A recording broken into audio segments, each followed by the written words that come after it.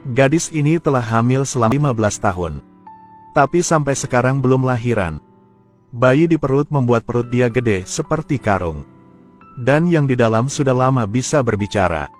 Sering obrol sama dia di mana-mana. Dan alasan ada janin yang aneh ini. Tapi yang lebih aneh adalah cara dia melahirkan. Tidak lancar, dan tidak operasi caesar.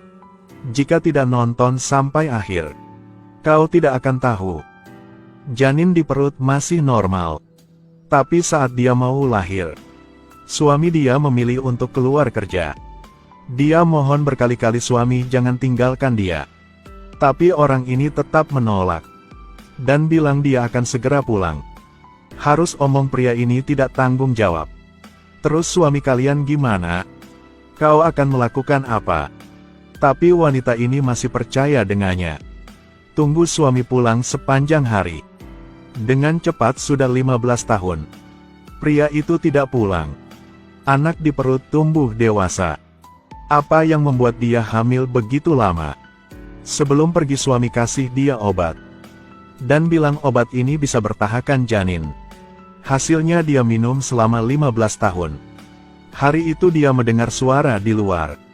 Tapi karena perut yang begitu gede, membuat dia tidak bisa bergerak. Tidak berdaya bawa anak 15 tahun. Sangat sulit keluar. Tapi orang di depan bukan suami dia. Hanya satu kucing yang kena perangkap. Dia perlahan mendekati kucing itu. Ambil kapak dia. Sang ibu sudah lama tidak makan daging, akhirnya bisa nikmati daging kucing juga. Tapi malam itu, dia merasakan dia akan lahiran. Jadi ambil obat. Ternyata obat dia sudah habis semua. Membuat dia sangat sakit. Anak di perut berharap boleh keluar. Dia tetap mau suami pulang baru lahiran. Tapi anak di perut tidak mau seperti itu. Melihat ibu tidak mau setuju, anak itu tendang ke tulang. Dia sakit langsung mati. Anak di perut merobekkan kulit ibu untuk keluar. Dan seperti itu anak ini keluar dunia manusia. Lalu dia bereskan mayat ibu. Bersihkan dapur. Tapi saat ini, hal yang tidak harapkan telah jadi. Sang ayah tidak tanggung jawab punya dia balik. Dia tanya ayah sudah kemana selama ini. Tapi dia omong tidak perlu tahu soal itu. Sekarang sang ayah melihat ada bekas darah. Dia bilang anak sudah lahir. Tapi dia tidak mau kasih tahu kebenaran. Harus omong sutradara film ini adalah orang gila. Rumah gadis ini seberapa kotornya. Biarkan kecoa jalan di kaki. Pakaian juga sangat kotor. Juga tidak mau bangun. Satu noda hitam menarikan perhatian dia. Sekarang ada yang telepon.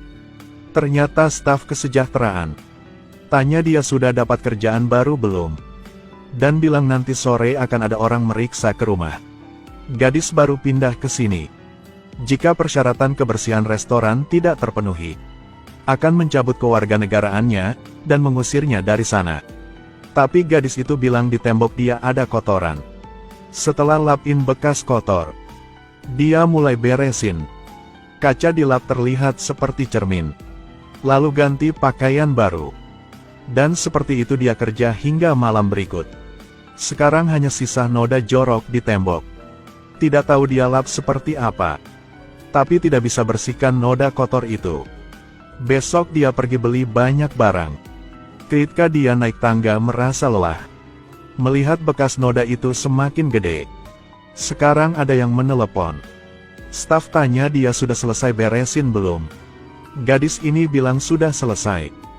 Dan tidak bahas soal noda di tembok. Lao mencoba semua trik. Ingin bersihkan noda itu. Tapi tidak ada hasilnya. Akhirnya ditutupi dengan kertas A4. Malam itu dia tenggelam di dalam mimpi. Tinta netes dari dalam tembok. Dan seperti itu penuh di lantai. Pagi gadis itu baru bangun. Langsung ingin melakukan. Kecepatan juga sangat cepat. Gadis ini seperti sudah gila. Akhirnya dia ambil cat putih. Cat ulang temboknya. Akhirnya dia selesai juga. Lalu dia pergi mandi. Mood yang Titka bagus akhirnya selesai juga. Setelah itu dia ketiduran. Dalam mimpi dia melihat satu papan. Sepertinya sedang menutupi badan dia.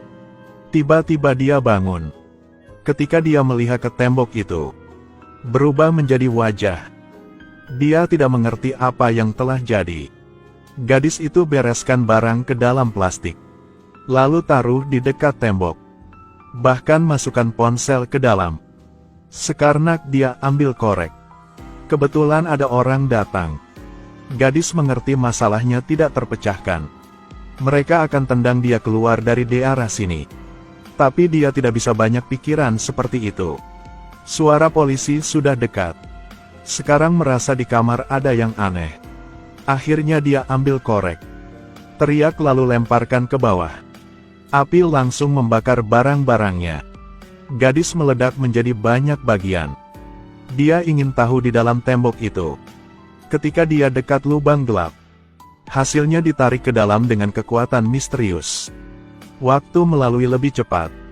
Ternyata gadis ini stres. Semua yang dia lihat adalah ilusi. Oke, film selesai di sini. Sampai jumpa.